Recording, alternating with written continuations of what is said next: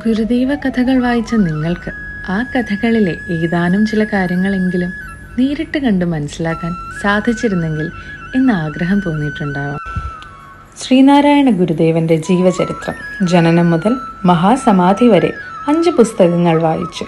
അതിൽ നിന്നും തിരഞ്ഞെടുത്ത ചില ഭാഗങ്ങൾ 33 ചിത്രങ്ങളായി ചോറ്റാനിക്കരയിലെ സുധർമ്മ ഗിരിജൻ വരച്ചു കാണിച്ചിരിക്കുന്നു. ആ അത്ഭുത ബാലന് നാരായണൻ എന്ന് പേരിട്ടു. നാണു എന്ന ഓമന പേരും വിളിച്ചു. ചെമ്പഴന്തി ഗ്രാമം അന്നും സാധാരണയിൽ കവിഞ്ഞ് ജനസമൃദ്ധിയുള്ള പ്രദേശമായിരുന്നു. ചെമ്പഴന്തി പിള്ളമാരുടെ വക കണ്ണങ്കര ഭവനവും നായർ സമുദായം വക മറ്റനവധി ഗൃഹങ്ങളും അന്നവിടെ സമൃദ്ധിയിൽ വാണിരുന്നു.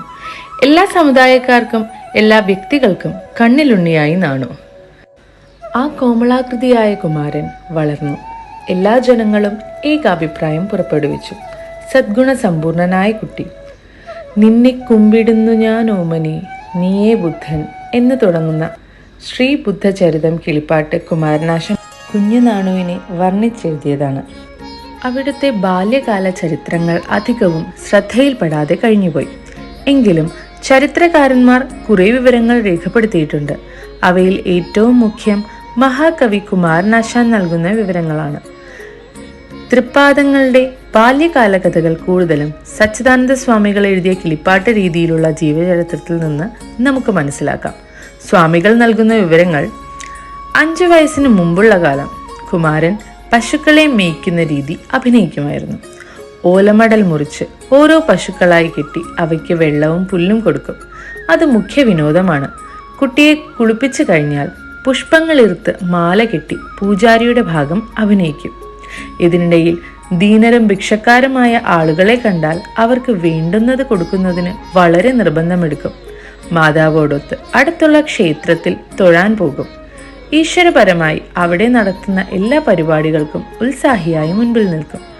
പൂജയ്ക്ക് വയ്ക്കുന്ന സാധനങ്ങൾ പൂജയ്ക്ക് മുമ്പ് തന്നെ കുറെ എടുത്ത് തിന്നുകയും ചെയ്യും. അതിനെപ്പറ്റി ചോദ്യം ചെയ്യുന്നവരോട് പറയും, താൻ തിന്നാൽ മതി, ദൈവം കോപിക്കുകയില്ല, പ്രസാദിക്കുകയേ ഉള്ളൂ എന്ന്.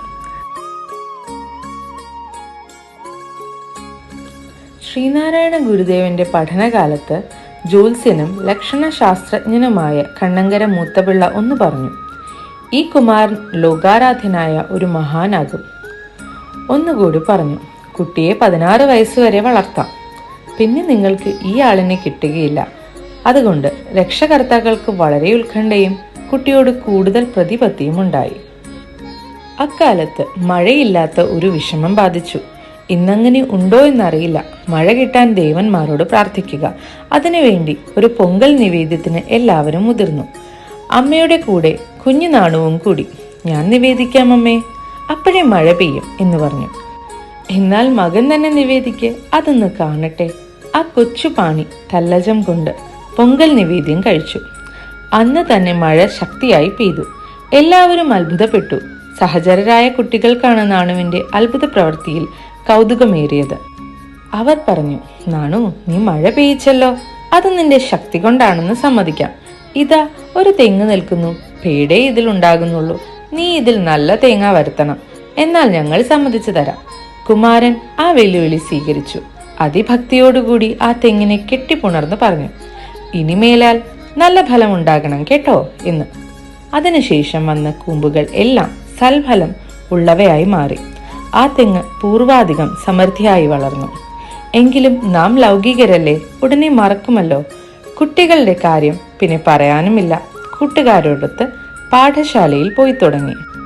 എവിടെയും ആ വ്യക്തിത്വം പ്രകാശിച്ചിരുന്നു എന്ന് എടുത്തു പറയേണ്ട ആവശ്യമുള്ളതില്ല. പിന്നെ അങ്ങ് പറഞ്ഞു പോകുന്നു. അതാ സംഭവം ഒന്നുകൂടി ഉണ്ടായി. ഒരു സന്യാസി, ഒരു അവധൂതൻ, വസ്ത്രങ്ങൾ മലിനം, ജടാധാരി, എന്നാൽ ഉത്കൃഷ്ടൻ അവിടെ എത്തി. കുട്ടികളുടെ ഇടയിൽ ഈ അത്ഭുത കുമാരനെ കണ്ടു. പക്ഷെ എന്തു പറ്റി? മറ്റു കുട്ടികൾ കൂക്കി വിളിച്ചു. ഒരു ചെറിയ കല്ലേറ് നടത്തി. നമ്മുടെ കുമാരൻ അവരെ തടഞ്ഞു. അവർ കേൾക്കുമോ, അടങ്ങുമോ? പിന്നെ എന്താ മാർഗം? സങ്കടപ്പെട്ടു. വലുതായിട്ട് വാവിട്ട് കരഞ്ഞു. കുട്ടികൾ പരിഭ്രമിച്ചു തുടങ്ങി. നമ്മുടെ സന്യാസി വേഗം തന്നെ അടുത്തു വന്നു. കുട്ടിയെ സാന്ത്വനപ്പെടുത്തി തോളിലെടുത്തു വീട്ടിൽ കൊണ്ടുപോയി വിട്ടു. നേടേണ്ട പുണ്യം സമ്പാദിച്ച ചാരിതാർത്ഥ്യത്തിൽ മടങ്ങിപ്പോവുകയും ചെയ്തു. ഈ സംഭവങ്ങളൊക്കെ 5 വയസ്സിന് മുമ്പുണ്ടായിട്ടുള്ളതാണ്. 9-ാം വയസ്സിൽ ഒരു രോഗം പിടിപെട്ടു. കുറെ നാളുകൾ അങ്ങനെ പോയി. രോഗം ശമിച്ചു. പൂർവാധികം പ്രാപ്തിയുള്ള ആളായി മാറി. 10-ാമത്തെ വയസ്സ് മുതൽ ജ്ഞാനമാർഗങ്ങൾ പരിശീലിക്കുകയുണ്ടായി. പിതാവ് മാടനാശാൻ അതിന് ഗുരുസ്ഥാനം വഹിച്ചത്. ജ്യോതിഷ വിദ്വാനായ ഒരു ശാസ്ത്രികളും തൽക്കാലം ഗുരുവിന്റെ സ്ഥാനം വഹിച്ചു. ആയുർവേദവും തമിഴ് ഭാഷയും അക്കാലം വശമാക്കി. പിന്നീട് കൃഷി കാര്യങ്ങളും കന്നുകാലികളെ സൂക്ഷിപ്പു ജോലിയും കൂടി ഏറ്റു. സ്വന്തമായി ഒരു വെറ്റിലക്കൊടിത്തോട്ടവും പച്ചക്കറിത്തോട്ടവും കൂടി ഉണ്ടാക്കി. കൃഷികൾക്ക് വെള്ളം നൽകുന്നതിന് ആഴത്തിൽ ഒരു കുഴിയുണ്ടാക്കി. ഏകദേശം ഒരു കിണറ് പോലെ. ഏതു കാലത്തും വെള്ളം ഉണ്ടാകുന്നത് പോലെ ക്രമേണ ആ കുഴി ആഴത്തിൽ വരുത്തി. സ്വയം വെള്ളം കോരി കൃഷികൾ സംരക്ഷിച്ച് ഫലഭൂയിഷ്ടമാക്കി.